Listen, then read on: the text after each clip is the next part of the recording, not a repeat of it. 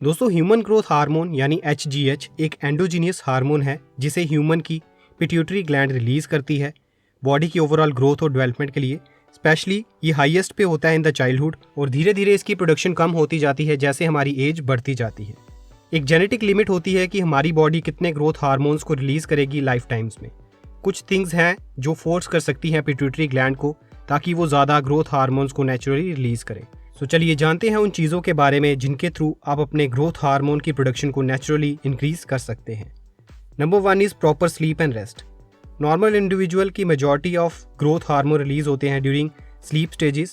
Studies ये show करती हैं कि स्लीप की क्वालिटी और ड्यूरेशन एक इम्पॉर्टेंट रोल प्ले करती है ग्रोथ और डेवलपमेंट की of growth hormone. Average recommendation sleep है 7 to 9 आवर्स की ऑफ डीप अनइंटरप्टेड स्लीप और इसने प्रूवन है कि ये एक्सीलेंट है natural release of growth hormone के लिए।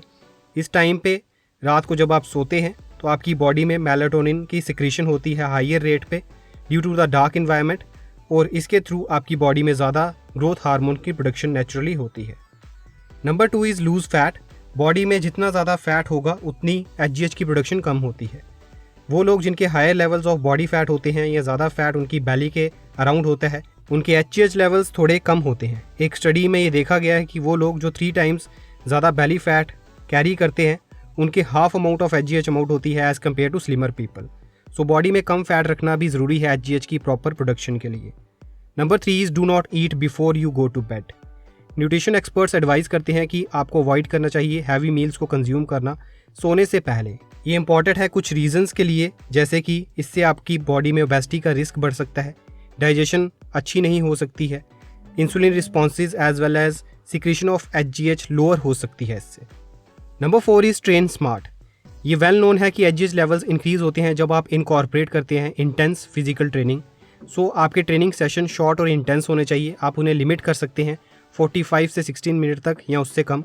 ट्रेनिंग मोर देन 90 मिनट्स आपके टेस्टोस्टेरोन और HGH लेवल्स को डिक्रीज करती है और इससे कॉर्टिसोल लेवल्स इंक्रीज होते हैं जो एक स्ट्रेस हार्मोन है। कुछ रिसर्चर्स का ऐसा मानना है कि इंटेंस कार्डियो सेशंस भी हेल्प करते हैं HGH लेवल्स को इंक्रीज करने में, लेकिन ये वेरी मच डिपेंड करता है एक्टिविटी पे कि हम क्या परफॉर्म कर रहे हैं, जैसे कि कोई स्पोर्ट्स एथलीट हैं या नॉर्मल पर्सन है।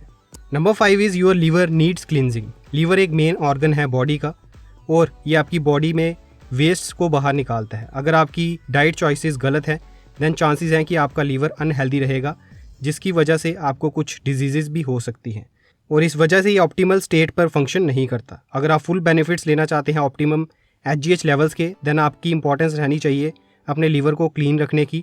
और कुछ वेज हैं जिसके थ्रू आप लीवर को क्लीन रख सकते हैं, जैसे कि आप लिमिट करें टॉक्सिक प्रोडक्ट्स को कंज्यूम करना, इसके साथ साथ प्रोसेस्ड फूड्स को नहीं खाएं, अल्कोहल और एक्सोजीनियस ड्रग्स को कंज्यूम नहीं करें।